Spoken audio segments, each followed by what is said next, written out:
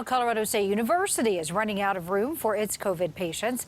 There's a limited number of residence halls set aside as COVID quarters. And now some of the students who must be quarantined have now moved into hotels. Thanks for being with us tonight. I'm Karen Lee. I'm Jim Benham. And at last check, 21 students with COVID are in quarantine in a dorm on the CSU campus. 17 students are at off-campus locations, such as parents' houses. Others are staying at that hotel. All are students who had lived on campus. CBS 4's Dylan Thomas in Fort Collins. Dylan, guess they have to go somewhere.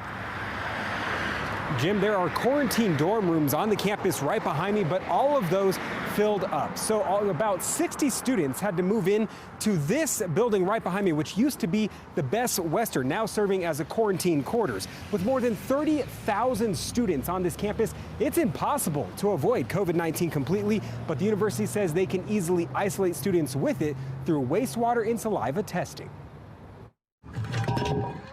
Below ground, in the waste students flush, is a plethora of data that can help CSU track down COVID-19. Rarely have we seen anything mobilized this quickly. CSU students and researchers are able to track shed COVID-19 through sewage monitors outside dorms.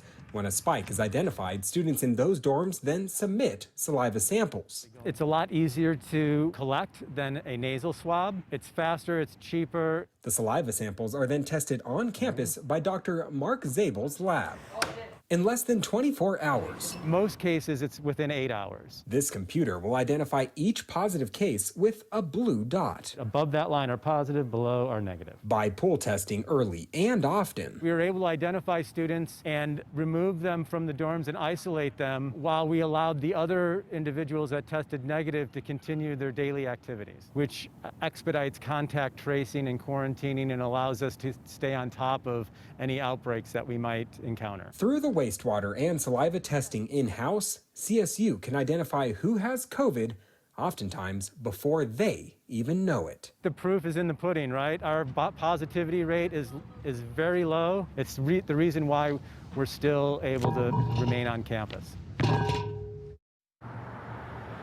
Now we should note CSU does not have FDA approval on that saliva test, so any student who tests positive with it is then encouraged to go and get another test like a nasal swab. While there are students in the overflow facility right behind me, we should note rates here at CSU are 4 times less than those at CU Boulder. Live in Fort Collins, Dylan Thomas covering Colorado First. All right,